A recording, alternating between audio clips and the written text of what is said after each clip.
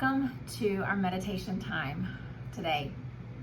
Let's just all settle in wherever we are in our space. Just get comfortable and do the very best that you can just to minimize the distractions that are around you.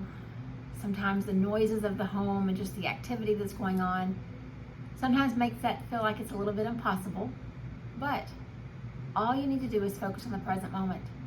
When the distractions come around you, just let them be and come back to the present moment. It is not a perfect science. It is not something that we can get good at or even something that we can fail at.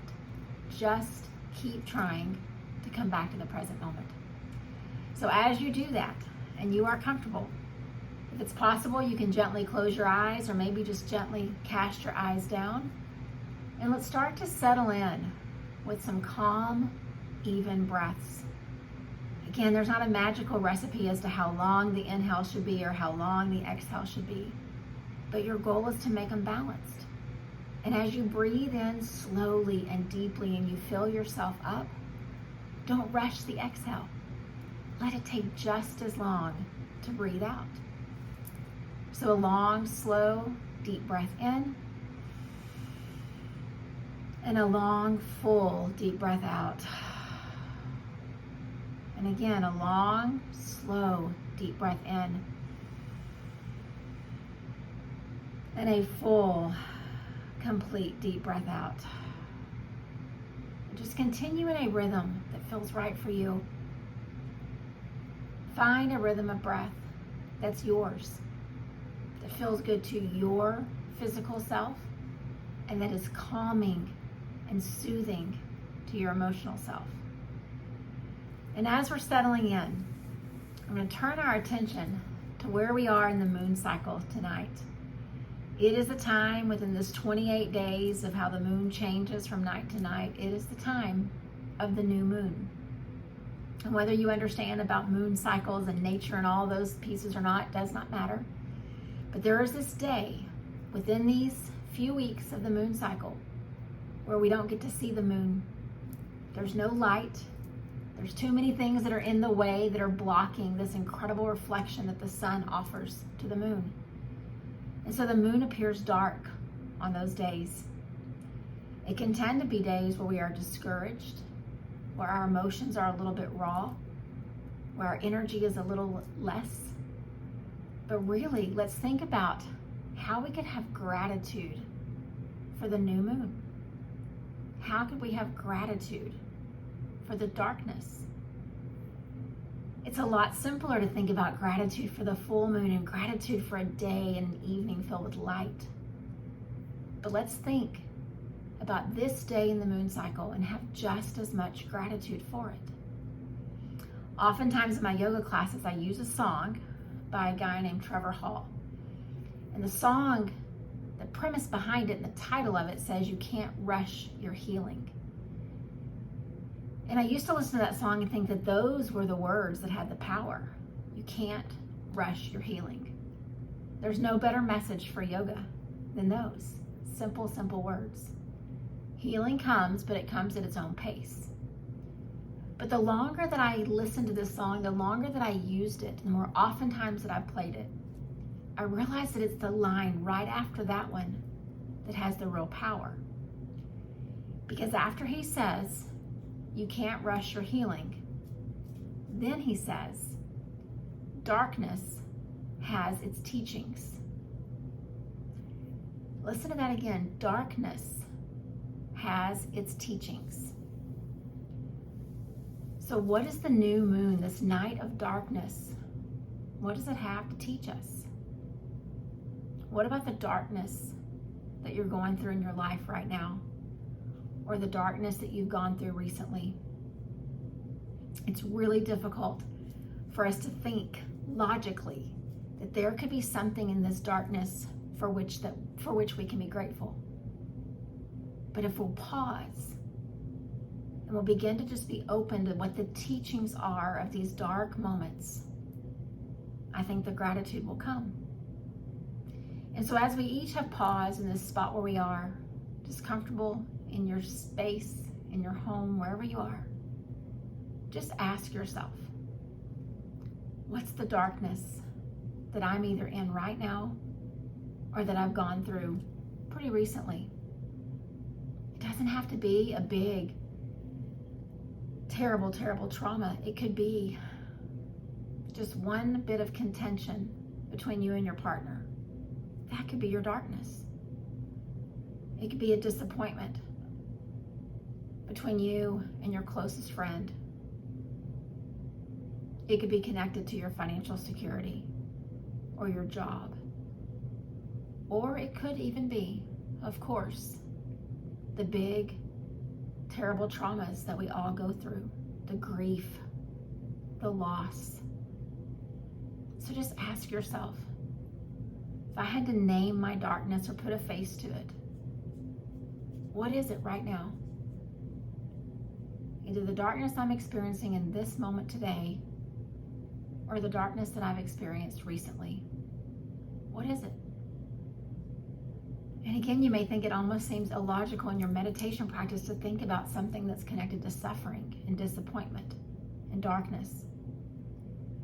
But what our meditation practice reminds us of is we've got to be aware, so acutely aware of what's happening within us and around us, so that the unknown becomes the known.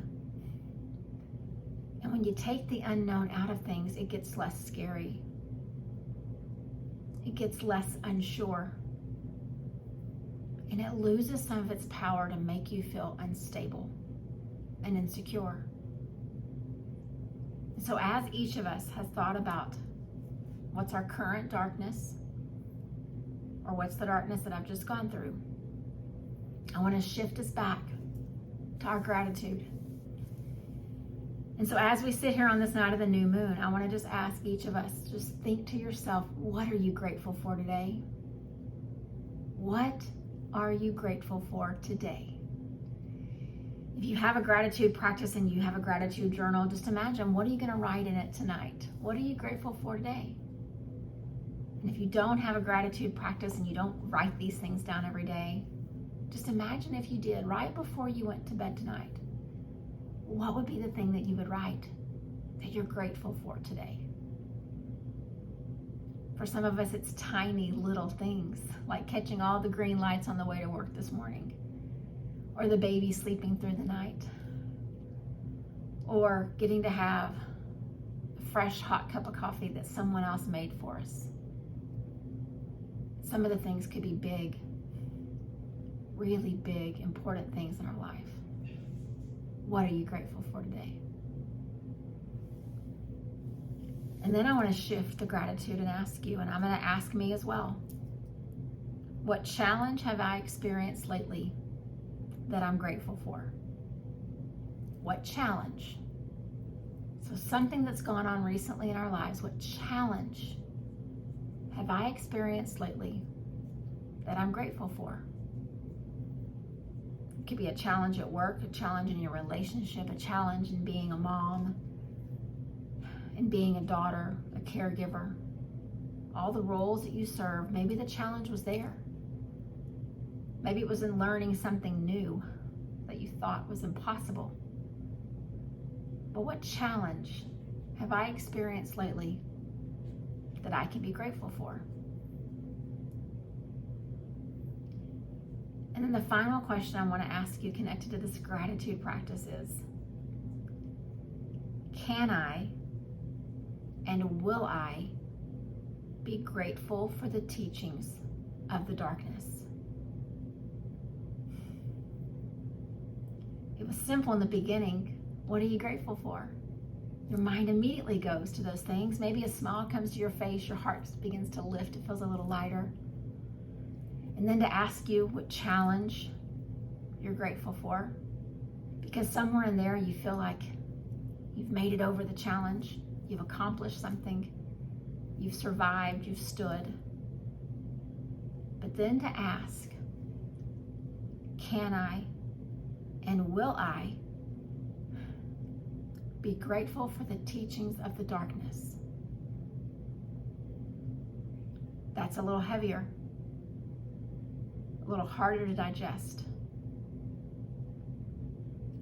But just imagine if every time we experience darkness, because we will, again and again and again. It's part of this human experience.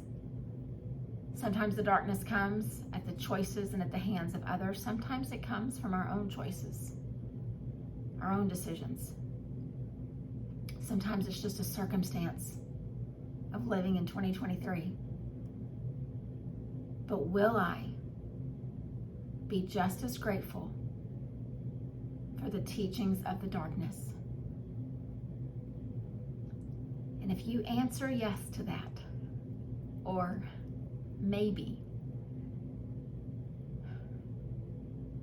you're also saying that you understand there's going to be more darkness. But in this universe, in this life of balance, with the darkness, there is light. One doesn't exist without the other. They go hand in hand, and sometimes we feel like the scale is tipped too much one way. But then all of a sudden, the darkness begins to lessen and things come back into balance. So what if the next time it comes, we can sit and rest and look for the lessons and be grateful for them? Sometimes they are lessons in patience, in perseverance.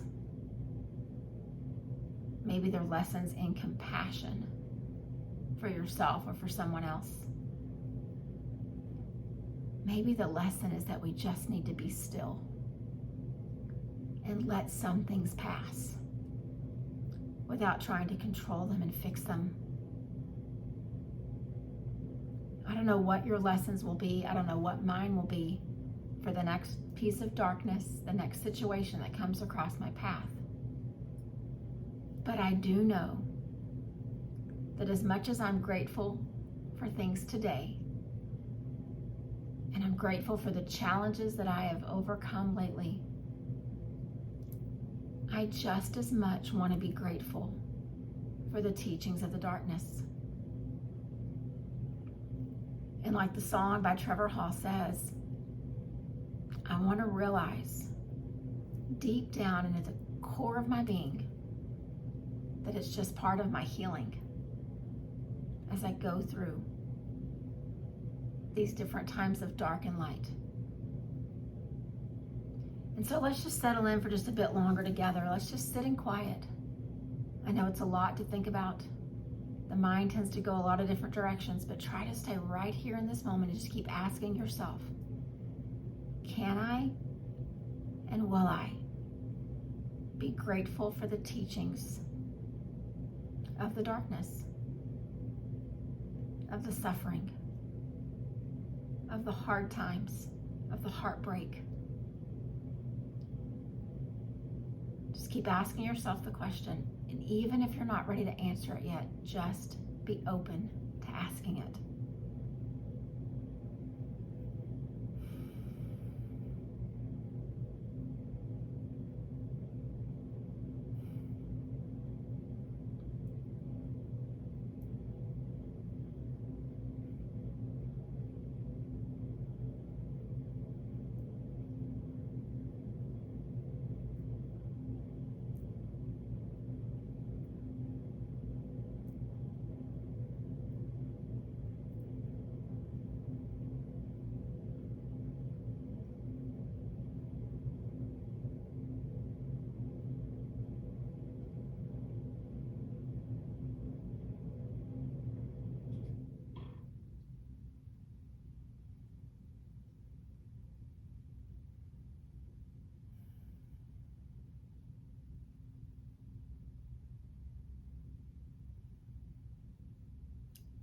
Together, let's take a long, slow, deep breath in. And then open up your mouth and sigh it out. One more long, slow breath in. And sigh it out. And I want to leave you with these words that I told you earlier. You can't rush your healing. And darkness has its teachings. And as you think about those words in the coming moments, in the coming days, remember, darkness doesn't exist without light. Sometimes one seems bigger than the other. But if we'll just learn to rest and be, eventually the scale will tip and things will come back into balance. And I hope for myself, and I hope for you, is that when that happens, I'll be able to reflect back and be grateful for whatever it was that it taught me. Can you and will you be grateful for the teachings of the darkness? Namaste.